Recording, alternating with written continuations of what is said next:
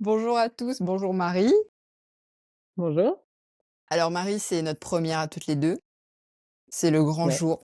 On commence une belle collaboration ensemble et Le test. ouais, le test, mais c'est pas grave, on se lance, on saute dans le grand bain. Alors, moi je me présente, alors je te laisse te présenter d'abord et puis après je me présenterai. C'est un exercice qu'on OK. n'a jamais fait, mais c'est pas grave, on y va et on fait à la freestyle.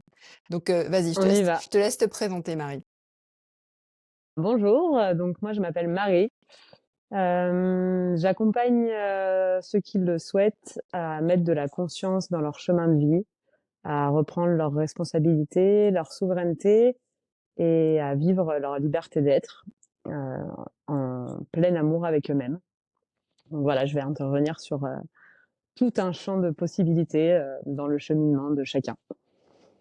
Ben, moi, je m'appelle Muriel, donc je suis à La Réunion et je me définis comme, praticienne énergétique et je travaille particulièrement sur les mémoires cellulaires. C'est vraiment un sujet qui m'intéresse, énormément et en fait, j'aide vraiment enfin, mon kiff, c'est vraiment, d'explorer un petit peu le champ d'information, que chacun j'allais dire que chacun possède et qu'il me permet de dans lequel il me permet de rentrer quand il ou elle me demande de l'accompagner.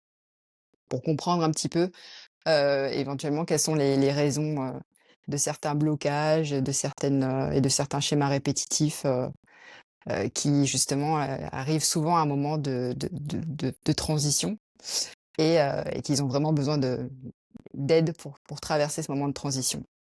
Donc voilà. Avec Marie, je repose un petit peu le contexte, Marie. Marie, je l'ai rencontrée, grâce à Instagram, donc on est toutes les 2 sur Instagram et Marie, est arrivée dans ma vie à un moment donné à un moment où c'était un peu compliqué pour moi parce que, c'était le mois de novembre, non oui, octobre-novembre, 2024 et j'avais eu plein de problèmes, que je pensais pouvoir gérer. Mais j'avais besoin du regard de quelqu'un qui m'aide, en fait, à comprendre un petit peu tout ce que je traversais et Marie est apparue et donc c'est comme ça Comme par qu'on a magie. comme et pour d'ailleurs, Marie est une magicienne et et donc On est tous des magiciens. ouais, mais toi, tu t'appelles spécifiquement magicienne, c'est le nom de ton compte, la Moi, magicienne de je l'âme me suis notée magicienne.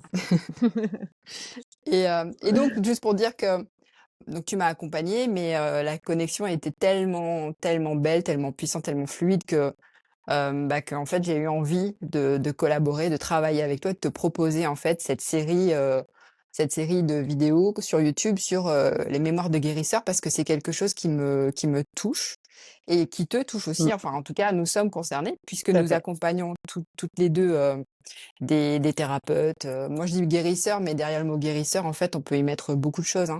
Ça peut être, enfin thérapeute, un thérapeute holistique, Accompagnant, accompagnant, enfin coach, bref, coach, naturopathe, enfin soignant. soignant, voilà. Tous ceux qui accompagnent et qui sont vraiment là pour, aider l'autre, en fait. Donc voilà pour le cadre, enfin pour le contexte et pour que vous sachiez un petit peu, qui nous sommes et ce que nous faisons. Et on a eu envie alors, moi j'avais envie de lancer, cette série-là avec Marie et je lui ai proposé donc un premier thème. Je voulais qu'on parle en fait travailler, je voulais qu'on parle du syndrome de l'imposteur et Marie me dit: «Mouais, moi j'ai plutôt envie de parler du syndrome du sauveur» et je dis: «Ah bah chiche, on y va» et puis voilà, et ben nous y sommes. Donc voilà. Et oui. Alors, pourquoi, Marie, ce fameux Pourquoi le syndrome du syndrome du sauveur? sauveur?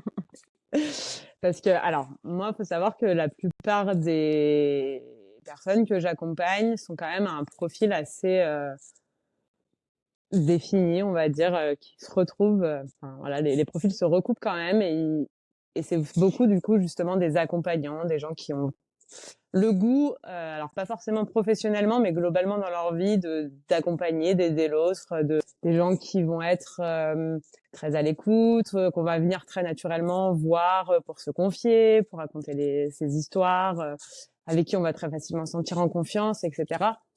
Et j'ai constaté avec l'expérience de l'accompagnement que ces profils-là sont quand même souvent dans le syndrome du sauveur. Je pense que c'est un passage, un cheminement que beaucoup d'accompagnants, soignants, etc., traversent dans leur chemin d'incarnation personnelle. Et je pense pas que ce soit un hasard. Voilà pourquoi je pense que c'est vraiment un syndrome qui va se retrouver chez tous ces types de personnes-là et qui a un vrai impact dans le rapport à l'autre, dans le rapport à soi évidemment, et aussi du coup dans le rapport à l'autre, Mmh. dans beaucoup de choses Ouais, bah, dans l'accompagnement. d'ailleurs, on va en parler, mais avant d'en parler, enfin, avant d'aller un peu plus en profondeur dans ce syndrome, mais c'est quoi ce syndrome du sauveur? Pourquoi on parle de syndrome du sauveur? Le syndrome du sauveur, alors, vaste question. Je vais essayer de l'effleurer tout en étant quand même assez précise. Le syndrome du sauveur, ça va être vraiment une posture déjà. Ça va être le fait de vouloir apporter son aide à l'autre, quoi qu'il nous en coûte et sans qu'il nous ait demandé. Ça va vraiment être cette envie d'aller régler les problèmes des autres pour leur sauver la vie, pour les sortir de cette situation, pour avoir un impact positif sur eux. C'est ça le syndrome du sauveur. C'est anticiper la volonté de l'autre à être sauvé, la volonté de l'autre à être aidé. C'est d'ailleurs souvent des gens qui vont conseiller alors qu'on leur a pas demandé, par exemple. Ouais, mais il y a quelque chose que tu as important, que tu as dit, pardon, et qui est important, c'est vraiment cette idée que on a envie d'aider alors qu'on nous a rien demandé. Je dis «on» parce que, enfin, tu vois, enfin, Oui, moi oui, aussi j'ai en enfin, général. je dis «on». Je, je Mais l'ai ouais, traversé aussi. est-ce qu'on peut parler de ce triangle de Karpman qui est important, Oui, je alors, pense? oui, tout à fait. Alors, le syndrome du sauveur, il faut savoir qu'il s'inscrit dans une dynamique. C'est-à-dire que, en tant qu'humain, on vit dans un système en rapport avec l'autre. On ne peut pas s'exclure du système. On est des animaux sociaux, on a besoin d'être dans un système social. Et dans ce système social, il y a des enjeux, des dynamiques qui se créent entre les gens. Et ces dynamiques peuvent prendre plusieurs formes différentes, en fonction de la position que nous, en tant qu'individus, on va se donner, on va prendre par rapport aux autres. Le triangle de Karpman, ça va être un triangle qui va représenter 3 types de positionnement qu'on peut prendre. Généralement, on les prend à tour de rôle, Mmh. avec une dominante de l'un par rapport aux autres.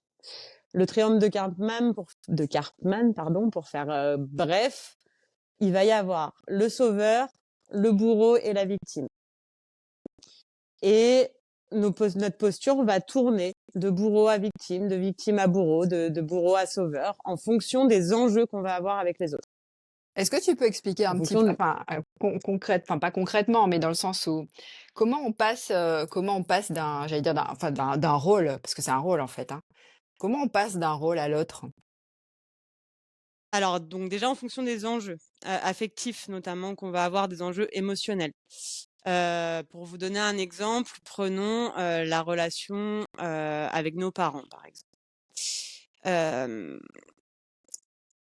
Imaginons qu'on a un problème avec notre père, par exemple, il va être qu'on a un père qui est très autoritaire, par exemple, qui peut nous faire du mal physiquement, psychologiquement, peu importe, euh, et qui fait aussi du mal à notre mère, par exemple. Mmh. Il y a certains moments où on va être dans cette position de victime de ah, ce qui m'arrive c'est horrible, mon père me fait du mal, j'ai pas de chance, c'est injuste que je vis, etc. Ça c'est la posture de victime. Il y a d'autres moments où on va vouloir être le sauveur de notre mère, par exemple, où on va prendre ses émotions, où on va anticiper ses besoins, ses désirs, devenir responsable de notre mère, par exemple, à ce moment-là. Et il y a des moments où on va devenir le bourreau de l'un d'entre nous. Donc ça peut être le bourreau de notre mère en répétant les actions de notre père, par exemple. Mmh. Ça peut être le bourreau de nous-mêmes en nous infligeant à nous-mêmes de la violence verbale, physique, en ne se respectant pas. Enfin, il y a plein de manières d'être un bourreau. Ou envers notre père, tout simplement, en lui disant, enfin, en devenant agressif, en essayant de faire du mal à celui qui nous fait du mal. Voilà et on va tourner, en fait, dans ces pôles-là, mais en fonction des personnalités, en fonction de notre propre chemin personnel, on va avoir tendance à être plus l'un que l'autre. Mmh.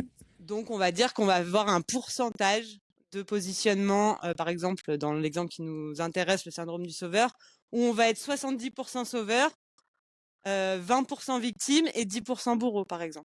Mmh. Donc la plupart du temps, on va être sauveur et puis d'un coup, dans certaines situations, on va devenir bourreau.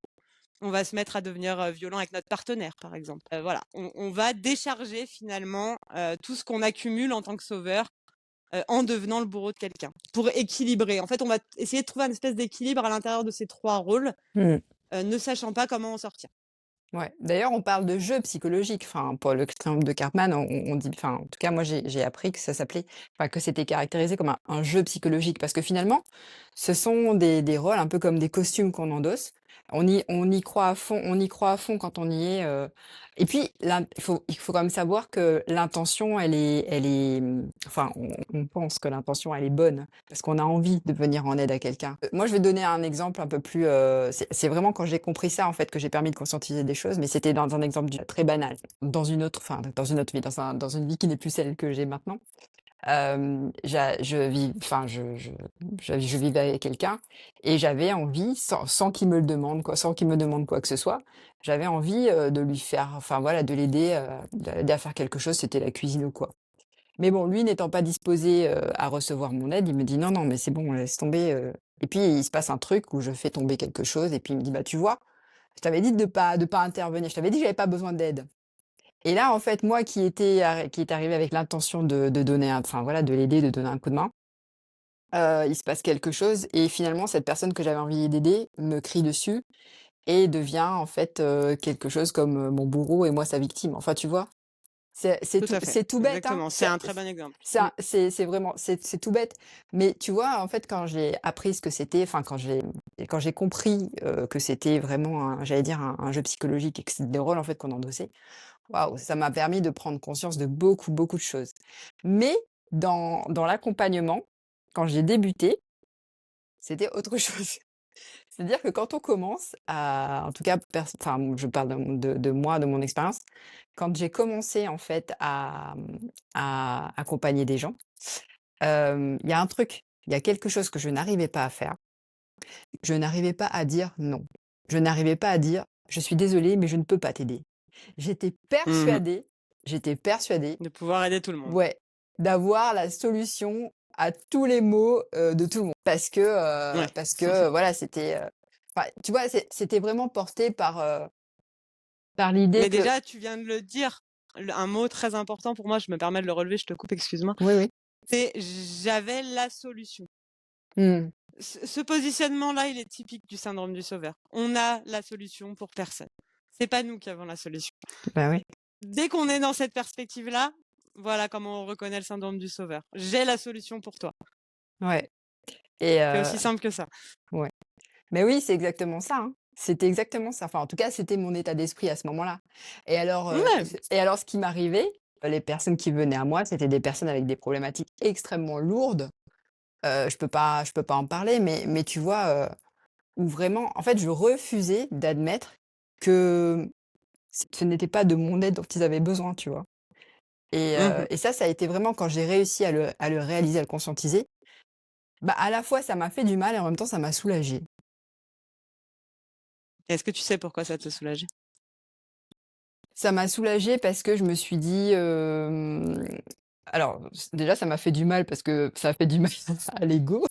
Je me suis dit: Mmh. «Mince», ça m'a fait douter sur mes capacités, sur ma capacité à venir en aide. Ça a été vraiment un gros questionnement. Est-ce que je suis vraiment faite pour ça? Est-ce que, et pourtant, tu vois, je savais ce que c'était que ce fameux syndrome du sauveur. Enfin, j'en avais conscience. J'avais une certaine conscience à ce moment-là et je Tu me avais suis sentie soul l'information. ouais et je me suis sentie soulagée parce que je me suis dit: «Waouh, j'ai con c'est pas je ne veux plus avoir affaire aux personnes qui portent ce genre de problématique parce que je ne peux pas les aider. Je n'ai pas les ressources, je n'ai pas la solution». Et ça a été en fait une façon, pour moi d'admettre et d'accepter que, bah, que je suis juste, enfin que j'ai quelques compétences, quelques capacités, mais pas toutes quoi. Enfin, tu vois? Je suis pas un couteau Ouais. suisse, voilà. Oui. et que Est-ce que ça aurait donc pas enlevé voilà. un petit poids de tes épaules? Oui, c'est ça, ça a enlevé un poids de mes épaules, ouais, c'est ça. Et que je te posais la question parce que justement, ce syndrome du sauveur, d'ailleurs, il se répercute souvent dans le physique par des maux d'épaule. On a souvent Mmh. mal aux épaules parce qu'on porte le poids du monde, en fait. On devient responsable du poids du monde. Et donc, quand tu as réalisé ça, finalement, tu t'es ôté cette responsabilité des épaules. Je n'ai pas la responsabilité d'aider ces gens. Ouais, effectivement. C'est juste ça que Et je voulais. ce qui s'est passé aussi, c'est qu'une fois que je l'ai conscientisé, je n'ai plus eu affaire aux personnes qui venaient pour des problématiques pour lesquelles je ne pouvais pas les aider, tu vois? C'est-à-dire que c'est comme si ça avait affiné mon champ de, comment dire? Mon champ Ouais, bien sûr. enfin, ouais, d'accompagnement, quoi. Ouais, de Clément. Ouais, Voilà, de bah oui, bien clients, ouais. sûr, forcément. Parce que ces gens-là, ils étaient vraiment, enfin, moi je pense, après ça, ce sont mon interprétation des choses, que bah, ces gens-là, ils t'étaient envoyés pour justement te permettre de prendre conscience de tes limites par rapport à ce truc-là, justement. Et selon toi, d'où vient cette difficulté à dire non? Bah, c'est pour moi lié au besoin de reconnaissance. C'est quand je veux sauver tout le monde. Pourquoi je veux sauver tout le monde? Qu'est-ce que ça m'a... En fait, il faut toujours se dire que quand on agit en tant qu'humain, on agit parce que ça nous apporte quelque chose. C'est pas forcément conscient, c'est pas forcément positif pour nous, mais ça vient toujours nourrir une croyance à l'intérieur de nous. Mmh. Le syndrome du sauveur, le fait d'aider les autres nous rend importants. Je suis nécessaire à l'autre si c'est moi qui le sauve. Ouais. Donc ça me donne une position, ça me donne une vision de moi-même qui va me conforter dans certaines choses. Et c'est ça que je recherche en tant que dans le syndrome du sauveur, c'est cette validation externe d'avoir le droit, enfin de mériter d'être là, d'avoir de la valeur finalement. C'est une question de rapport à sa valeur. Il y a quelque chose qui revient souvent, qui est revenu à plusieurs reprises, dans mes accompagnements et particulièrement chez les guérisseurs.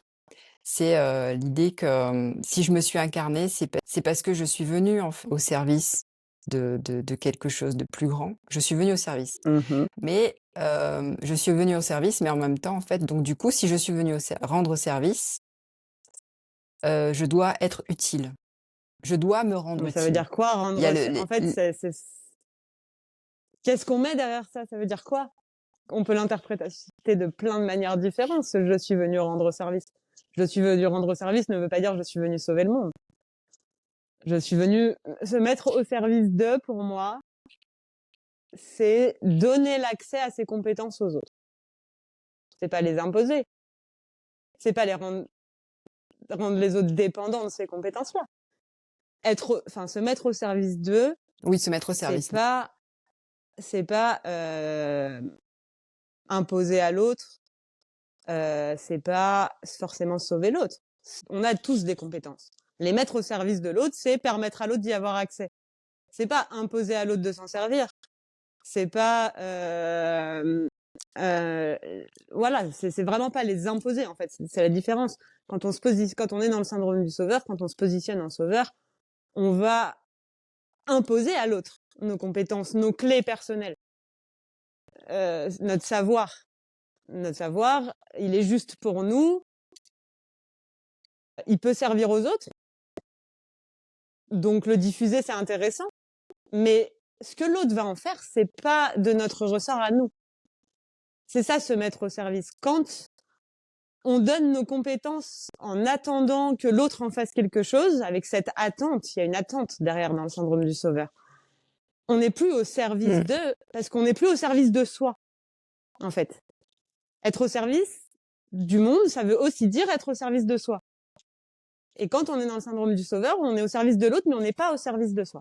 On n'est plus au service, enfin, on n'est pas ou on n'est On n'est plus au plus au service de service de soi. soi, ou on n'est pas au plus, suivant nos chemins, mais... Et en fait, là, il y a Et une en fait, dissonance qui se crée. ouais, je dirais même, on est quand on est dans le syndrome du sauveur, c'est qu'on est au service de l'autre au détriment du service de soi. Exactement. C'est Et mmh. cette dissonance-là, elle a un vrai impact sur la relation, à l'autre et à soi. Elle nous amène à prendre une posture qui n'est plus juste, en fait, ni pour nous, ni pour l'autre. Parce que souvent, en étant au service, enfin, en étant dans ce rôle-là, on se pense bon pour l'autre. Oui, Et c'est pas ça mais, part toujours d'une mais bonne intention. oui, c'est ça, c'est l'intention et l'intention est belle en fait. L'intention, elle nous en tout cas, l'intention nous semble juste. Bien sûr, elle nous semble juste. Sauf que, en réalité, elle l'est pas parce qu'elle crée de la dépendance, cette posture-là. Alors toi, tu parles de dépendance, mais pour avoir eu affaire à des accompagnants, enfin d'avoir été accompagné par des personnes qui présentaient ce syndrome du sauveur, moi je l'ai vécu comme comme un, je les ai trouvés invasifs. À toujours me demander bah, comment ça va, voilà, je viens aux nouvelles, est-ce que ça va, est-ce que voilà, est-ce que est-ce que, comment tu as vécu telle situation, etc. Sur une période d'accompagnement. À un moment donné, en fait, enfin, c'est important de laisser une sorte de juste distance entre, l'accompagné et l'accompagnant. Moi, quand j'ai été dans cette posture d'accompagné, j'avais vécu un accompagnement qui avait, enfin, qui m'avait beaucoup plus fatiguée qu'autre chose parce que je ne remets absolument pas en doute les compétences, voilà. Mais, si je ne suis pas là, si je ne suis pas dans ton champ, dans ton environnement, eh bien, tu ne t'en sortiras pas. Et comme bah, c'est effectivement, c'est ce que tu dis, c'est ta dépendance, hein. C'était quand même assez particulier comme situation. Et je me disais: «Mais moi, il faut pas que je sois comme ça». Bah, parce que Et tu en sens que fait, c'est pas sain, en fait, tu la sens, la dissonance. Tu sens bien en je toi que c'est pas sain, ce truc. oui, mais je le sens la dissonance, mais tu vois, enfin, ça m'est déjà encore arrivé une fois dernièrement d'être encore dans ce syndrome-là et pourtant, tu vois, je sais ce que c'est, j'en ai conscience et ça m'a fait réfléchir, tu vois? Déjà, ça m'a touchée parce que je me suis dit: «Mais je pensais que j'en étais, enfin, sortie». Si tu veux, quand je sens que je ne suis pas en capacité d'accompagner quelqu'un, généralement, je le dis clairement et là, en fait, j'ai accepté et je me suis dit: «Mais» alors qu'il y avait vraiment quelque chose chez moi qui en avait pas envie ou qui se disait: «Non, laisse tomber, c'est pas toi, en fait. Toi, c'est pas de toi dont cette personne a besoin» et pourtant, tu vois, j'ai dit: «Bon, bah, OK» et en fait, bah, je n'ai pas été juste dans ma posture, tu vois? Et du coup, Ouais, ça mais ça, remet les c'est, pendules à l'heure. voilà, en fait, je pense, moi, que quand on apprend quelque chose, donc, par exemple, quand on chemine sur le syndrome du sauveur, potentiellement pour en sortir à un moment donné, ou en tout cas qu'on conscientise qu'on est dedans, il y a des étapes. Il y a l'étape où on prend conscience, il y a l'étape où on le vit, puis on l'intègre dans certains espaces de nos vies, par exemple, bah, dans notre relation professionnelle. Et puis on le revit autrement, en fait. C'est vraiment pour voir comment on l'intègre, où on en est de notre intégration, et en fonction des enjeux qui vont se créer avec la personne en face. Des fois, c'est guéri dans certains espaces et pas dans d'autres. C'est Et pas intégré dans dans d'autres, ouais. certains espaces et pas dans d'autres. Et moi, Mmh. là, c'est un truc que je dis très souvent en accompagnement, c'est là où on met de l'indulgence. Ça veut pas dire qu'on n'est pas qu'on n'a pas guéri, ça veut pas dire qu'on n'a pas compris, ça veut juste dire que on se teste régulièrement pour voir où on en est par rapport à ce cheminement-là. Et tu vois, tu l'as expérimenté à nouveau et tu as été très vite capable de t'en rendre compte, de mettre de la conscience dessus et de te dire, OK, bah, là, j'ai pas été juste dans cette posture et je suis humaine. Et donc, il y a des moments où je n'arrive pas à être dans de la posture parfaite. C'est juste humain. Mmh. Et du coup, toi, après, en tant qu'accompagnant, ça te permet aussi d'avoir cette posture avec l'autre, de juste, enfin, voilà, bah oui, on n'est pas toujours juste, mais je mets suffisamment de conscience sur moi pour être capable de revenir vers l'autre et de dire, là, dans ce moment-là, j'ai pas été dans une posture juste, ça m'appartient, ça t'appartient pas, et ça, c'est la responsabilité, et c'est comme ça qu'on sort de la blessure, enfin, du Mmh. syndrome de sauveur. C'est en reprenant Ouais. notre En responsabilité, responsabilité. nos limites, parce que c'est aussi, quand tu disais c'est invasif, bah oui, parce que quand on est dans ce syndrome-là, dans cette relation-là, on va empiéter dans les limites de l'autre en permanence, dans les siennes et dans celles de l'autre. On va renier les siennes et on va aller piquer celles de l'autre d'une certaine manière. Et forcément, bah, ça a un impact sur la personnalité enfin, sur notre personne, sur Bien notre sûr. énergie, sur notre état Ouais. d'esprit, nos émotions. tu parlais de responsabilité, mais en fait, il s'agit de reprendre sa responsabilité, mais aussi de laisser à l'autre la sienne. Enfin, c'est la personne qu'on accompagne. Oui, mais pour moi, les 2 sont liés. C'est-à-dire qu'à partir Mmh. du moment où on reprend notre responsabilité, notre juste responsabilité, forcément, on va laisser à l'autre les siennes. Parce que nous, on va être revenus à l'intérieur de nous et on va plus être constamment en projection, sur l'autre, dans des attentes de l'autre. Finalement, c'est ça le syndrome du sauveur. C'est que l'autre vient nourrir beaucoup de choses en nous et du coup, on projette plein de choses et on va prendre ses responsabilités sur notre dos parce que du coup, du coup, après, il sera vraiment obligé de nous remercier et d'avoir pris toutes ses responsabilités pour lui. Ouais, mais Enfin, tu vois. c'est ce qui se passe dans notre inconscient, en fait. Oui, oui, mais tu vois, il y a aussi l'idée que, quand on accompagne et qu'on a aussi besoin d'avoir des clients, tu vois? Ce que j'entends aussi, c'est, «Oui, mais il faut que je l'aide parce que moi, si je l'aide pas, en fait, si je suis pas en capacité enfin, soit si je suis pas en capacité d'aider ou si je ne parviens pas à l'aider», enfin, ça revient un peu à la même chose, et ben, en fait, ça va se savoir, ça va entacher ma réputation, ça va faire fuir ma clientèle, enfin, tu vois? Il y a aussi cette idée-là Ouais. très pragmatique aussi, tu vois? Mais parce qu'en fait, je pense qu'il y a quelque chose sur lequel il faut être clair dans le syndrome du sauveur, c'est que pour moi, la posture juste d'un accompagnant pour être en dehors de la posture du sauveur, c'est de comprendre qu'on ne peut aider personne. Personne. On n'est pas là pour aider les gens. C'est pas notre rôle. Nous, notre rôle, c'est de donner des clés. C'est de partager de l'information, c'est de partager de l'expérience qu'on nous-mêmes on a vécue, qui va permettre à l'autre, s'il en a envie, s'il est prêt à le faire, s'il est en Ouais. capacité d'entendre, d'utiliser ses ressources pour lui-même et par lui-même. C'est tout. On ne peut aider personne.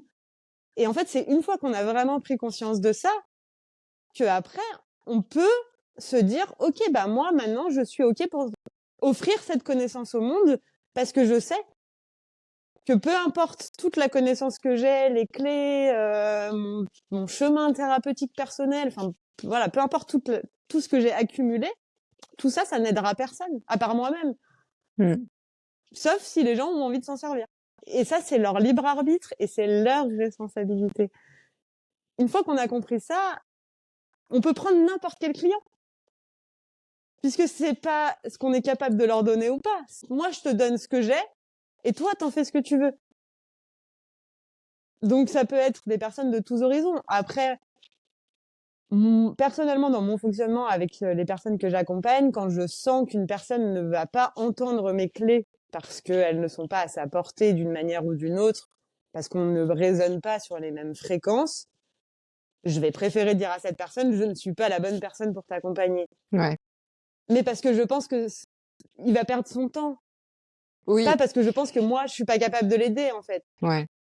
Tous les 2, vous perdez du temps. Enfin non, enfin, je veux dire, Oui, voilà. Et tu puis vois, moi aussi, c'est moi, ça m'a, non, mais en fait, financièrement, on parlait de l'aspect financier oui pragmatique. aussi, bien sûr, ouais. D'un aspect financier pragmatique, on pourrait se dire, bon, bah, je prends n'importe qui et puis finalement, je les fais payer pendant des années parce que ça peut durer longtemps comme ça. Mes accompagnements, par exemple, c'est 2 séances mais renouvelables à l'infini. Enfin voilà, je pourrais faire ça et puis les gens les garder pendant X temps. Voilà, mais c'est pas ma responsabilité. En fait, moi, ma responsabilité en tant qu'accompagnant, elle est d'être juste, elle est d'être honnête, elle est d'être authentique, elle est de dire aux gens quand moi j'ai envie de travailler avec eux ou pas, et aussi. Et c'est aussi une responsabilité vis-à-vis de soi, ça, c'est être capable de dire, bah moi, ce type de personne, je n'ai pas envie de travailler avec, pas parce que j'ai des jugements ou parce que j'en ai, enfin on s'en fout, mais parce que moi, ça ne me correspond pas, parce que moi, ça ne me convient pas d'aller vers ce type d'accompagnement-là, ce type de problématique-là. Et du coup, on va ouvrir le champ en fait des possibles. Parce que quand on s'aligne avec ce qui est bon pour nous, avec notre responsabilité personnelle et qu'on sait où on veut aller, pourquoi, etc.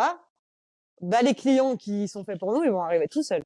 Ouais. On n'aura même pas besoin on n'aura presque pas besoin de se mettre en mouvement juste parce qu'on aura été clair sur ce qu'on est capable ou pas de faire finalement.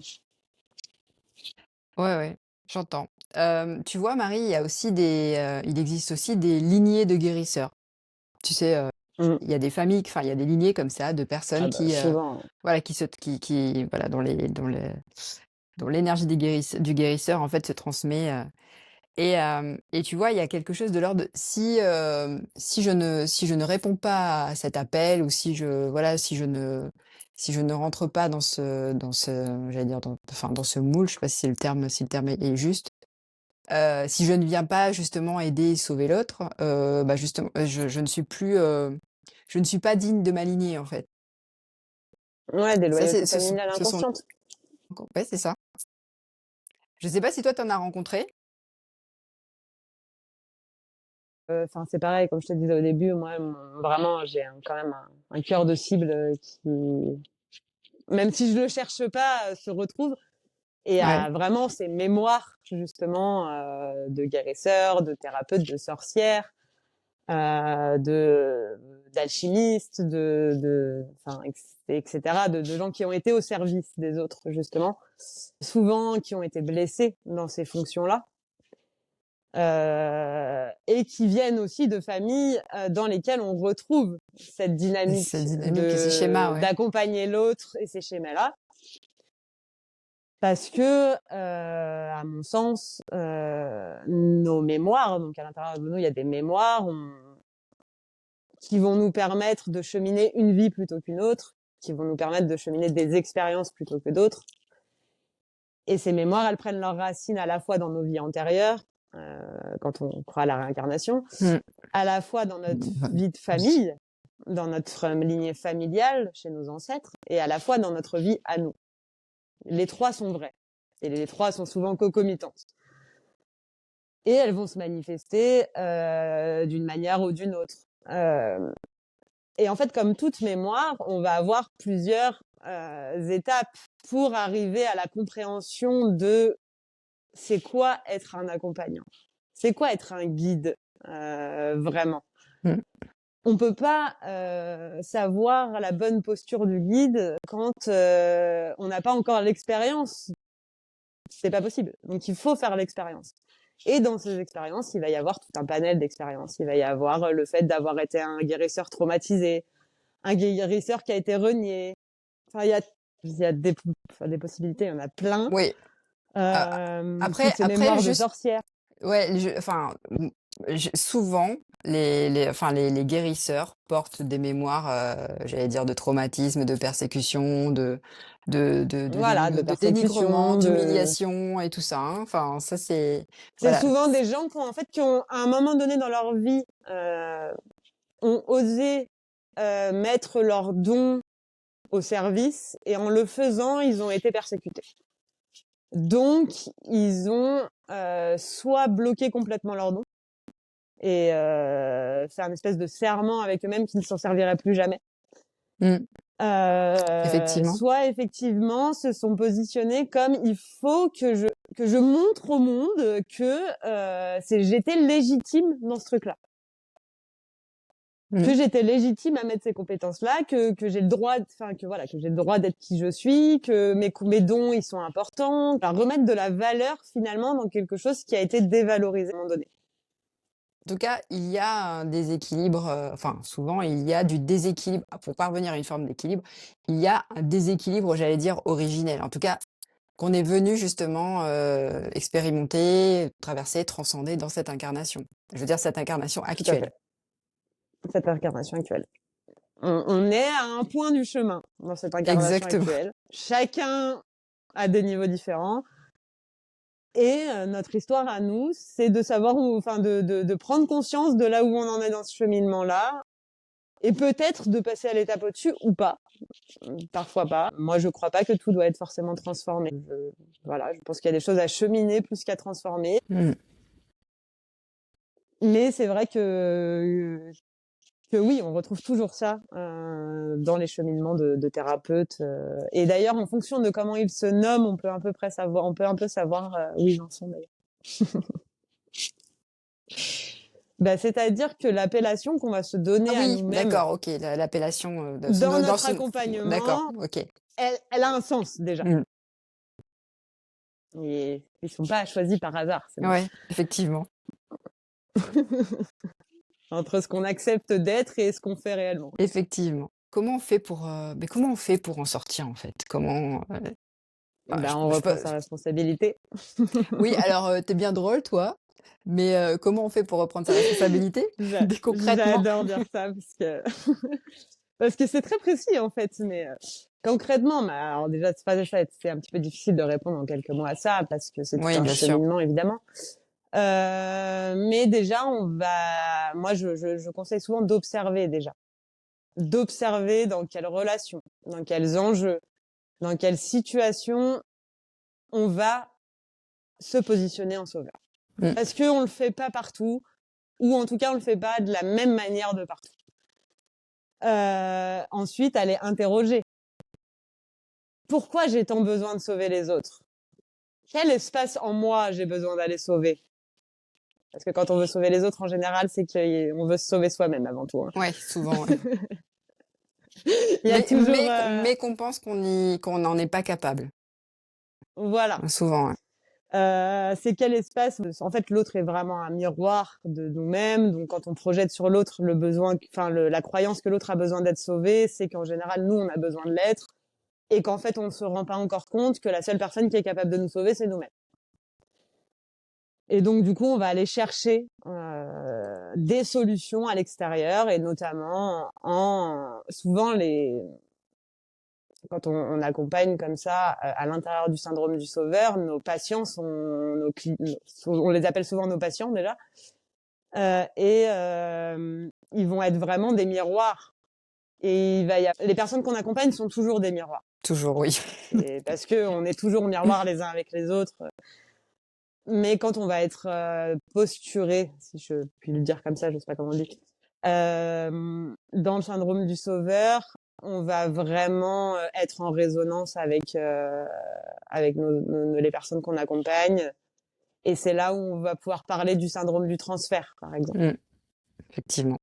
Et en psychologie, il y a un syndrome qui s'appelle le syndrome du transfert, où on projette sur l'autre ce qui est à l'intérieur de nous, sans conscience d'être en train de le projeter. Parce que la projection, ça c'est constamment dans les relations entre les gens, mais il y en a qui sont conscients et puis il y en a qui sont pas conscients.